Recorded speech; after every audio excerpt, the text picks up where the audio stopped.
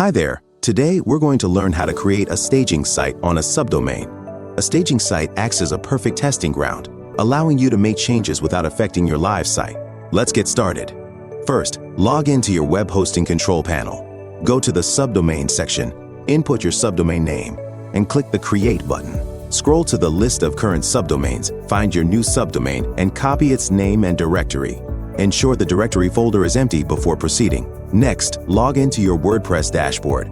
Go to the WP Staging tab and click on Staging Sites to continue. After that, you'll see a button labeled Create Staging Site. Click this button to start creating your staging site on a subdomain. Now, enter your staging site name. Click on the Advanced Settings tab and check the Change Destination checkbox. Next, paste the destination path and the domain name target hostname, including the protocol that you copied earlier. Click the Start Cloning button to initiate the staging site process. Once it starts, please wait for completion. Upon successful creation, a message will display, "Staging site created successfully."